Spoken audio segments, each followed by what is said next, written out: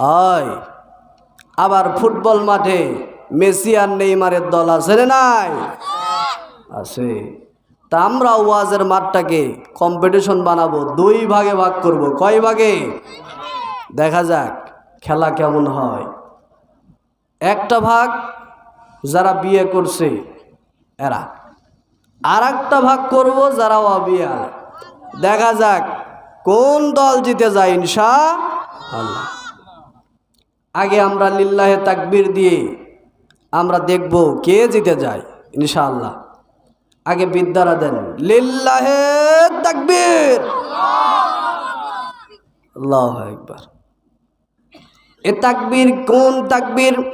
রাসূলুল্লাহ সাল্লাল্লাহু আলাইহি ওয়াসাল্লাম জানিয়ে দিচ্ছেন, আত তাকবীরাতু ওয়াহিদা ওয়া খায়রুম মিনাদ দুনিয়া ওয়া মা ফিহা। এই তাকবীরটা এমন তাকবীর, আসমান আর জমিন যদি বিক্রি করে দেওয়া হয়, আল্লাহর কাছে এই তাকবীরের দামটা, মূল্যটা সবচেয়ে বেশি। সুবহানাল্লাহ। এবার দেখা যাক যুবক ভাইয়ারা তোমরা তাকবীর দিবা, দেখা যাক ইনশাআল্লাহ কে পায়। যে আওয়াজ শুনে ওরে মুসলমান ভয়ে কাঁপিত কাফের ও বেঈমান। যে আওয়াজ শুনে ওরে মুসলমান ভয়ে কাঁপিত কাফের ও বেঈমান। দাউরে সেই হুঙ্কার কররে তোলপার, দাউরে সেই হুঙ্কার কররে তোলপার। পাপ দুনিয়া ভেঙ্গে কররে চুরমার। লিল্লাহে তাকবীর, লিল্লাহে তাকবীর। বীর মুসলমান ধরোয়াল কোরআন, ফিরায়ে আনো সেই হারানো সম্মান। আল্লাহু আকবার। যাক আলহামদুলিল্লাহ, আপনাদের 2 দিকেই লোকজন আছে বোঝা যাচ্ছে। আমরা আহ্বান করব আমাদের যারা বাহিরে রয়েছেন তারা যেন ভিতরে আসে, আল্লাহ যেন তাদেরকে কবুল করুক। সুবহানাল্লাহুম্মা আমিন। আমি জিজ্ঞাসা করতে চাচ্ছি আপনারা সবাই কেমন আছেন? আলহামদুলিল্লাহ।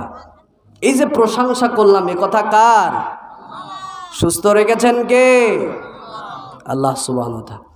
আল্লাহ তাআলা সূরা আনআমের প্রথম আয়াতের প্রথম অংশের মধ্যে জানিয়ে দিচ্ছেন, বান্দা তুমি প্রশংসা করবে কার? আল্লাহ সুন্দর চমৎকার ভাষায় জানিয়ে দিচ্ছেন, আলহামদুলিল্লাহিল্লাযী খালাকাস সামাওয়াতি ওয়াল আরদ। বান্দা তুমি এমন প্রশংসা করবে, প্রশংসা পাওয়ার মালিক একমাত্র আল্লাহ তাআলা, যিনি আসমান জমিন সমূহ সৃষ্টি করেছেন। সুবহানাল্লাহ। শুধু তাই নয়, আল্লাহ তাআলা তার প্রশংসা সম্পর্কে কুরআনুল কারীমের মধ্যে জানিয়ে দিচ্ছেন, বান্দা প্রশংসা হবে আল্লাহর। কেমন প্রশংসা? আল্লাহ সূরা ফাতিহার প্রথমে জানিয়ে দিচ্ছেন, আলহামদুলিল্লাহি রাব্বিল আলামিন।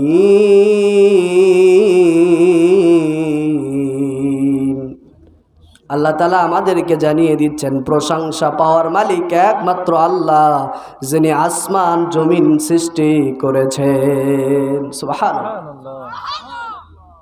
প্রিয় ভাইয়েরা, শুধু তাই নয়, আল্লাহ জমিন তৈরি করলেন না, আসমানও তৈরি করেছেন। আল্লাহ তাআলা আসমান তৈরি করেছেন এ কথাও কুরআনুল কারীমের মধ্যে আল্লাহ জানিয়ে দিলেন। আল্লাহ বললেন সূরা নাবা 12 নম্বর আয়াতে আল্লাহ তাআলা জানিয়ে দিচ্ছেন, ওয়ামা ওয়াবানাইনা ফাওকাকুম সাবআন শিদাদা।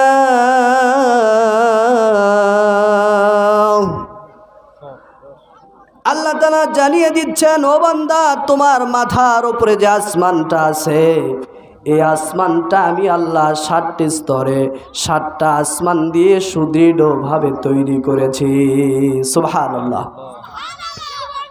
পাহাড় নদী আর গাছ গাছালি, পাহাড় নদী আর গাছ গাছালি, পশু পাখি আর পাক পাখালি, নীল ঝরনার গান, নীল ঝরনার গান, জানি গো প্রভু জানি গো আমি, জানি গো প্রভু জানি গো আমি, সবই তোমার দান, সবই তোমার দান। সব কিছু কার দান?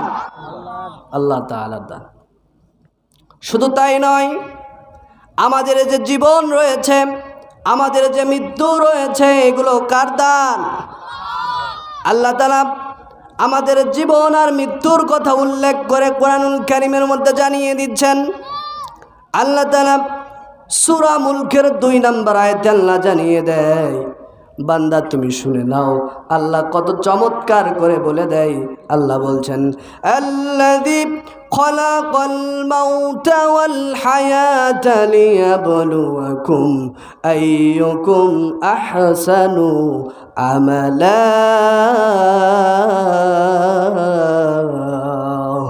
আল্লাহ তাআলা জানিয়ে দিচ্ছেন, বান্দা এই হায়াত আর মাউতের মালিক আমি আল্লাহ সুবহান তাআলা।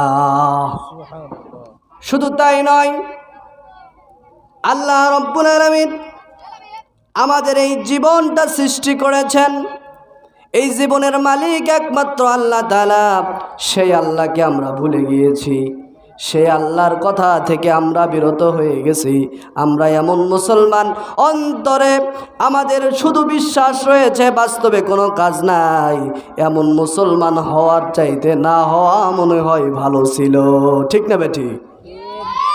প্রিয় ভাইয়েরা, আমাদের যিনি খাওয়ান, আমাদের যিনি রিজিক দেন, সেই মহান আল্লাহ রাব্বুল আলামিন আমাদের কথা উল্লেখ করে জানিয়ে দিচ্ছেন, বান্দা আমি তোমাকে খাবার খাওয়াই, আমি তোমাকে রিজিক দান করি। বান্দা তুমি আমার জিকির আজগার করো, বান্দা তুমি আমার কথাগুলো শোনো, বান্দা তুমি আমার উপাসনা করো, আমার যে বিষয়গুলো রয়েছে, বিধানগুলো রয়েছে, সেই বিধানগুলো পালন করো। কিন্তু আমরা এমন বান্দা যে আমরা আল্লাহর বিধানগুলো পালন করতে পারি নাই। যদি পালন করতে পারতাম, আমার মনে হয় এই মাঠটা পুরোটাই মুসলমান দিয়ে ভরে যেত। ঠিক না বেঠি? প্রিয় ভাইয়েরা, আল্লাহ যে রিজিক দাতা, এ কথাও আল্লাহ তাআলা জানিয়ে দিচ্ছেন সূরা জুমারের শেষের আয়াতের শেষের অংশের মধ্যে। আল্লাহ জানিয়ে দিচ্ছেন, ওয়াল্লাহু খায়রুর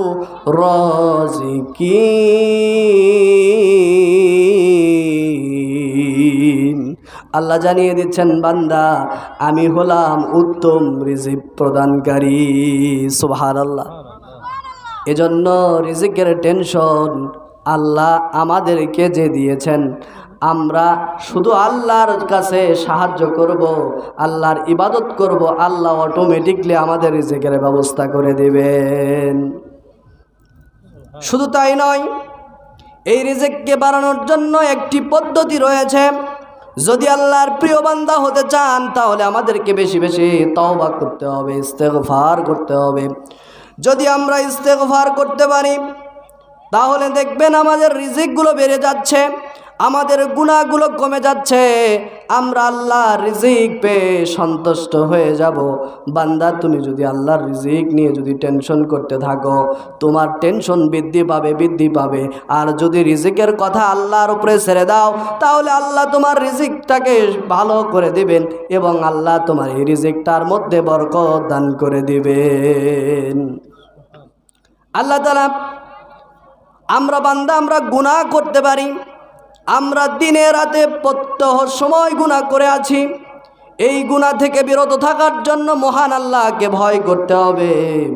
যদি আমরা ভয় করে আল্লাহর কাছে তওবা পাঠ করি, আমাদের জীবনের যত গুনাহ আছে, আল্লাহ বললেন ফাসাব্বিহ বিহামদি রাব্বিকা ওয়াস্তাগফিরহু ইন্নাহু কানা তাওয়াবা। আল্লাহ বললেন, বান্দা তোমার যদি অসংখ্য গুনাহ থাকে, তোমার গুনাহ হইতে হইতে আসমান পরিমাণ হয়ে গেছে, তোমার গুনাহ হইতে হইতে জমিন পরিমাণ হয়ে গেছে, বান্দা তুমি যদি আমার কাছে একবার ইস্তেগফার করো, তুমি বান্দা যদি আমার কাছে একবার অনুনয় বিনয় করে তওবা পাঠ করো, বান্দা তোমার জবান দিয়ে যদি বের হয়ে যায় আস্তাগফিরুল্লাহ, তোমার জবান দিয়ে যদি বের হয়ে যায় যায় আস্তাগফিরুল্লাহাল্লাযী লা ইলাহা ইল্লা হুয়াল হাইয়ুল কাইয়ুম ওয়া আতুবু ইলাই। আল্লাহ বললেন বান্দা তোমার আসমান পরিমাণ গুনাহ হয়েছে তা কি হয়েছে, জমিন পরিমাণ গুনাহ হয়েছে তা কি হয়েছে, তোমার সব কিছু যদি গুনাহ দিয়ে ভরপুর হয়ে যায়, আমি আল্লাহ সুবহানাহু ওয়া তাআলা তোমার একবার আস্তাগফিরুল্লাহ বলার কারণে আমি আল্লাহ তোমার গুনাহগুলো সবগুলো আমি আল্লাহ মাফ করে দিব। সুবহানাল্লাহ। আল্লাহ তাআলা বলছেন বান্দা তুমি আমার জন্য বেশি বেশি করে তওবা পাঠ করো, কারণ মুহাম্মদ সাল্লাল্লাহু আলাইহি ওয়াসাল্লাম বলেছেন কুল্লু বানি আদামা খাতাউন ওয়া খায়রুল খাতাইনা তাওয়াবুন।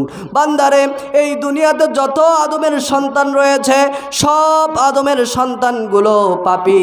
রাসূল সাল্লাল্লাহু আলাইহি সাল্লাম বলছেন কুল্লু বানি আদম, সব আদমের সন্তানেরা পাপী, প্রত্যেক আদম সন্তান পাপী।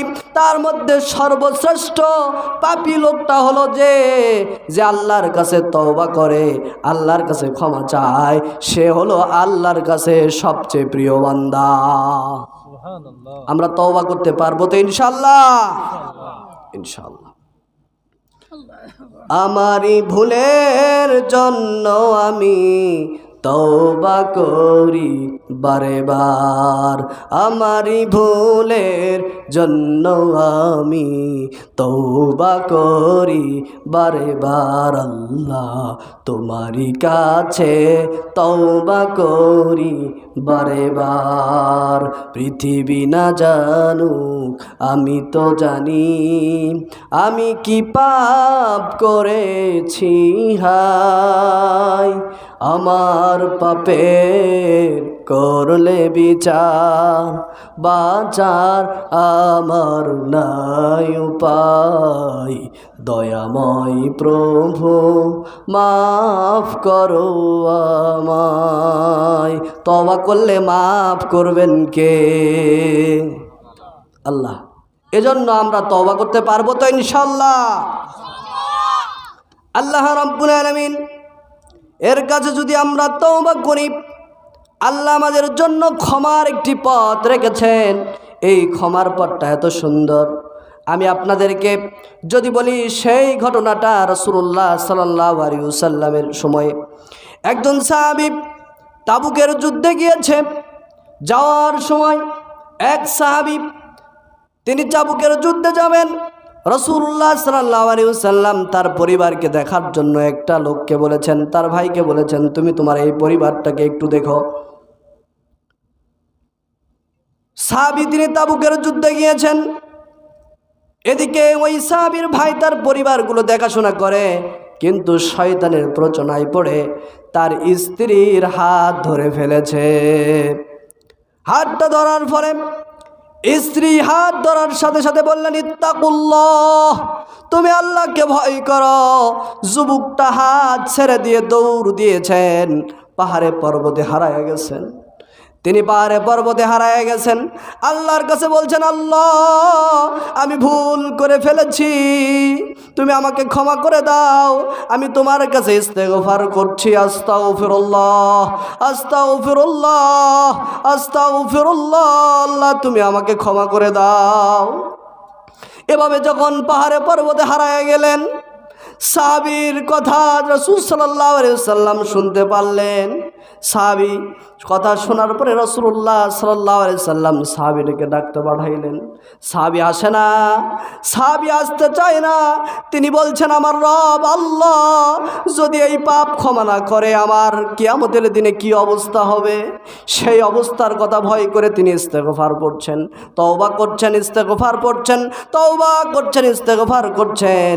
তিনি বলছেন আল্লাহ কোরআনের আয়াত নাজিল না করা পর্যন্ত আমার এই অন্তর তৃপ্তি পাবে না। আমার গুনাহ ক্ষমা হইল কিনা এটা যদি আমার রব না জানায় তাহলে আমার এই অন্তর তৃপ্তি পাবে না।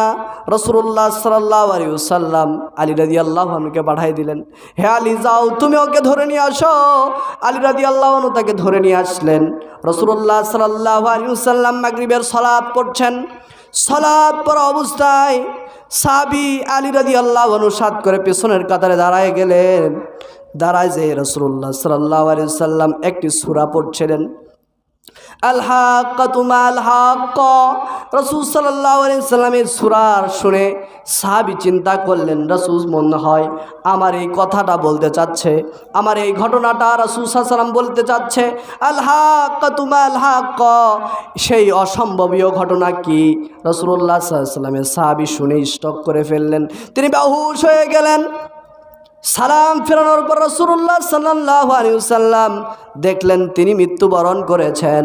রাসূলুল্লাহ সাল্লাল্লাহু আলাইহি ওয়াসাল্লাম তারা জানাজায় গেলেন, জানাজায় অংশগ্রহণ করলেন।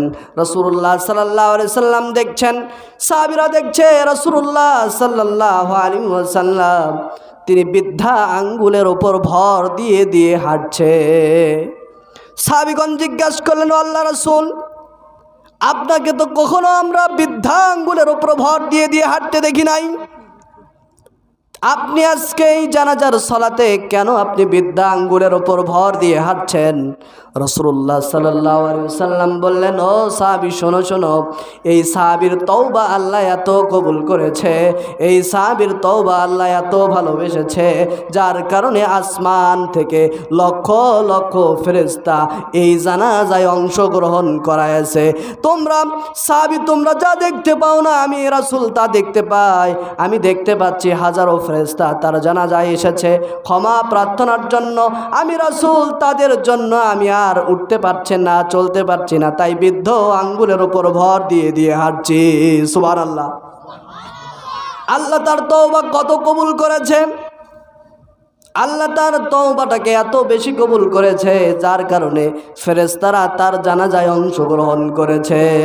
সুবহানাল্লাহ। প্রিয় ভাইয়েরা, আল্লাহ যে আমাদেরকে ভালোবাসেন তার নমুনা, আল্লাহ তাআলা আমাদেরকে কত ভালোবাসেন, আল্লাহর অসংখ্য দয়া রয়েছে, তার মধ্য থেকে এক বিন্দু পরিমাণ দয়া আমাদের এই দুনিয়াতে দিয়েছেন, যার কারণে একজন পিতা তার সন্তানকে ভালোবাসে, যার কারণে একজন মা তার সন্তানকে ভালোবাসে। এই সন্তান মায়ের যে সম্পর্ক, পিতা সন্তানের যে সম্পর্ক, আল্লাহর এক পরিমাণ দয়ার কারণে, সে আল্লাহর 100টির অধিক দয়া রয়েছে। সে আল্লাহ যদি আমাদেরকে দয়া করে তাহলে আমরা অবশ্যই অবশ্যই জান্নাতে যেতে পারবো ইনশাআল্লাহ। প্রিয় ভাইয়েরা, নূহ আলাইহিস সালাম যখন ইসলামের দাওয়াতগুলো দিচ্ছিলেন, এমন তো সময় নূহ আলাইহিস সালাম আল্লাহকে বললেন, আল্লাহ এত দাওয়াত দিচ্ছি, আমার ডাকে তো কেউ সাড়া দেয় না। আল্লাহ তুমি এই জাতিকে ধ্বংস করে দাও। আল্লাহ তাআলা বললেন, হে নূহ, তুমি কি শ্রান্ত হয়ে গেছো নাকি? আল্লাহ বললেন, ও নূহ, তুমি কি ক্লান্ত হয়ে গেছো? নূহ বলছেন, হে আল্লাহ, আমি ক্লান্ত হয়ে গেছি। মানুষকে এত দাওয়াত দেই আল্লাহ, তারা তো আমার দাওয়াতে অংশগ্রহণ করে না। আল্লাহ বললেন, নূহ, তোমার তাহলে আর দাওয়াত দেওয়া লাগবে না, তুমি বাড়িতে যাও, বাড়িতে গিয়ে মাটি দিয়ে তুমি হাঁড়ি বাতিল তৈরি করো। নূহ আলাইহিস সালাম হাঁড়ি বাতিল তৈরি শুরু করলেন। নূহ আলাইহিস সালাম সুন্দর করে মাটিটা কসলাইলেন, মাটিটা সুন্দর করে নরম করে তিনি হাঁড়ি তৈরি করলেন। হাঁড়িগুলোতে তিনি আবার রোদে শুকাইলেন। এরপরে তিনি বেশ কিছুদিন পর রং করলেন। আল্লাহ তাআলা বললেন, নূহ, তুমি কি সবগুলো হাঁড়ি তৈরি করা হয়েছে? তিনি বললেন, আল্লাহ আর কত হাঁড়ি তৈরি করব? আল্লাহ বললেন, তোমার হাতে এখন এবার লাঠি নাও। নূহ আলাইহিস সালাম লাঠি নিলেন। আল্লাহ বললেন, নূহ, তোমার এই হাঁড়িগুলো তুমি ভেঙে চুরমার করে দাও। নূহ আলাইহিস সালাম বললেন, আল্লাহ এত কষ্ট করে হাঁড়ি তৈরি করলাম, আবার এই মাটি দিয়ে সুন্দর করে রং করলাম, আল্লাহ এইটা কি ভেঙে ফেলা সম্ভব? আমার কি কষ্ট লাগবে না? আল্লাহ বললেন, নূহ রে, তোমার হাঁড়ি কি কথা বলে? নূহ আলাইহিস সালাম বললেন, না, আমার হাঁড়ি তো কথা বলে না।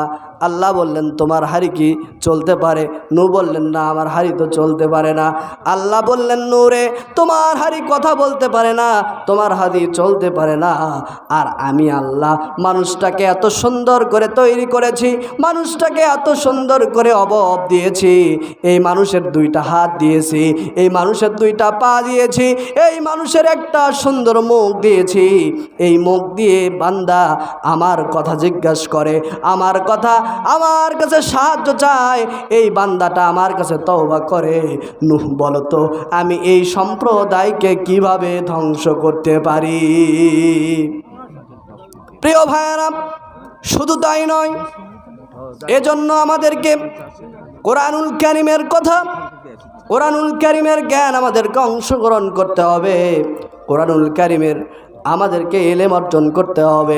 প্রিয় ভাইয়েরা, কোরআনের জ্ঞান যদি অংশগ্রহণ, কোরআনের জ্ঞান যদি আমরা না পড়ি, কোরআনের জ্ঞান যদি আমরা অর্জন না করি, তাহলে আমাদের কেমন পরিস্থিতি হবে আল্লাহ তাআলা নিজেই জানিয়ে দিচ্ছেন। সূরা যুখরুফ 43 নম্বর সূরার 36 নম্বর আয়াতে আল্লাহ তাআলা জানিয়ে দিচ্ছেন, ওয়া মাইয়াশু আন যিকরির রহমানি নুকাইদ লাহু শাইতানান ফাহুয়া লাহু করিন।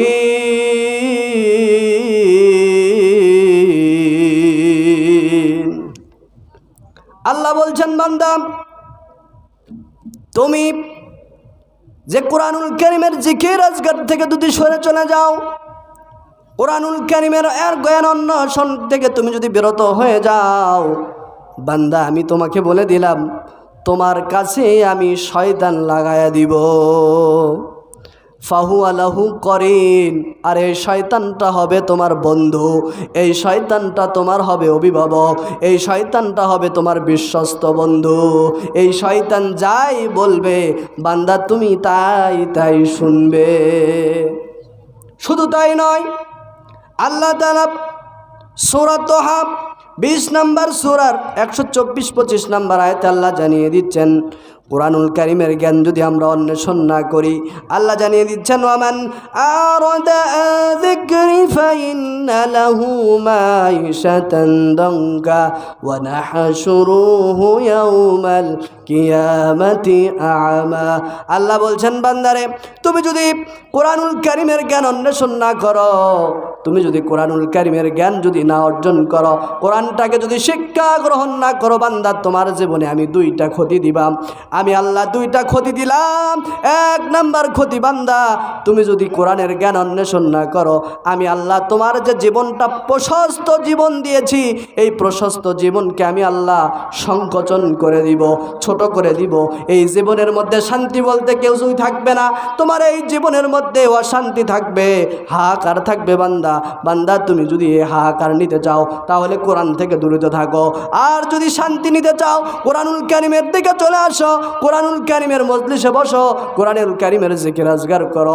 বান্দা তুমি যদি কোরআনের জিকির আজগার শুনতে চাও, তাহলে তুমি মজলিসে বসো। কোরআনুল কারীমের যদি জ্ঞান অর্জন করতে চাও, তাহলে মানুষের সাথে সুন্দর আচরণ করার মাধ্যম দিয়ে এলেমওয়ালা মানুষের কাছাকাছি থাকো।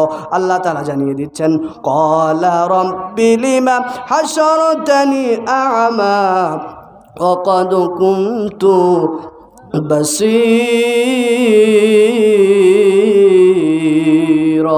আল্লাহ তাআলা জানিয়ে দিচ্ছেন, বান্দা তুমি যদি কোরআনুল কারীমের জ্ঞান অন্বেষণ না করো, আমি আল্লাহ তোমাদেরকে কিয়ামতের দিন তোমাদের চোখটাকে অন্ধ করে উঠাবো।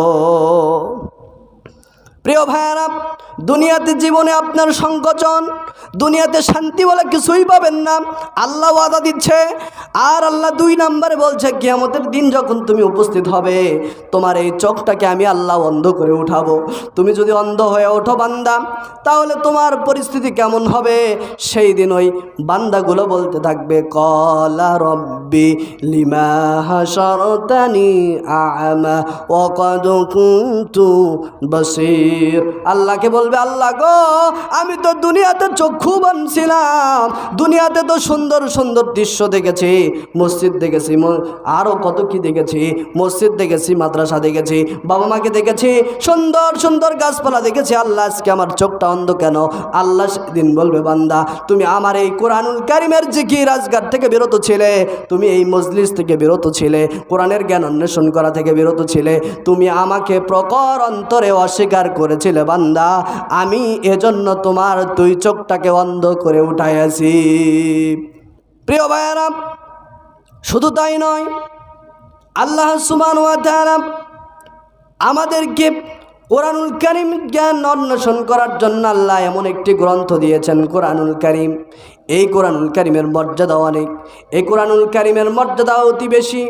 যদি রাসূলুল্লাহ সাল্লাল্লাহু আলাইহি ওয়াসাল্লামের কাছে এটি অবতীর্ণ করা হয়েছে, নবীর উপর অবতীর্ণ করা হয়েছে দেখে নবীর সম্মান বৃদ্ধি পেয়েছে, পুরো নবীদের মধ্যে শ্রেষ্ঠ নবী হিসেবে প্রমাণ পেয়েছে। এই কোরআনুল কারীমের মর্যাদা এত বেশি, যেই রাত্রে নাজিল হয়েছে সেই রাতের মর্যাদা বেড়ে গিয়েছে লাইলাতুল কদর। এই কোরআনুল কারীমের মর্যাদা এত বেশি, এই কোরআনুল কারীমের মর্যাদা এত বেশি হওয়ার কারণে যেই মাসে নাজিল হয়েছে সেই মাসের মর্যাদা বৃদ্ধি পেয়েছে, রমজান মাস। প্রিয় ভাইয়ারা, এই জন্য এই কোরআনটাকে সাথে ধরে, এই কোরআনুল কারীমকে সাথে নিয়ে আমাদেরকে চলতে হবে। আমরা বান্দারা হলো, আমরা বাঙালি মানুষ, আমরা কোরআন থেকে দূরে সরে থাকি, ঠিক না বেঠিক? আল্লাহ তাআলা কোরআনুল কারীমের কথা উল্লেখ করেছেন। আল্লাহ বলছেন, জালিকাল কিতাবু লা রাইবা ফীহি হুদাল লিল মুত্তাকিন। বান্দারে, এই কোরআনুল কারীম এত চমৎকার একটি বাণী আমার, এমন চমৎকার একটি জীবন বিধান। বান্দারে, এই কোরআনুল কারীম যদি তুমি সংগ্রহ করো, তুমি যদি পড়ো, এখানে বিন্দু পরিমাণ সন্দেহর অবকাশ পাইবে না। এটি হলো তোমার মুত্তাকিদের জন্য পথ প্রদর্শক। সুবহানাল্লাহ। আমরা কোরআনুল কারীম থেকে দূরে সরে গেছি। কোরআন থেকে অনেক দূরে বাংলার মুসলমান, কোরআন থেকে অনেক দূরে বাংলার মুসলমান, জানে তারাই অনেক কিছু, জানে না কোরআন, জানে তারাই অনেক কিছু, জানে না কোরআন। সব কাজেতে অতি পাকা, সব কাজেতে অতি পাকা, এই কোরআন হাদিসে অতি কাঁচা, ঠিক না বেটি? সব কাজেতে অতি পাকা, এই কোরআন হাদিসে অতি কাঁচা। কোরআন থেকে অনেক দূরে বাংলার মুসলমান, জানে তারা অনেক কিছু, জানে না কোরআন, ঠিক না ঠিক? আল্লাহ তাআলা আমাদেরকে এই কোরআনুল কারীমের জ্ঞান অন্বেষণ করার তৌফিক দান করুক, আল্লাহুম্মা আমিন। আল্লাহ আমাদেরকে যতটুকু আলোচনা করলাম এর উপর আমল করার তৌফিক দান করুক, আল্লাহুম্মা আমিন।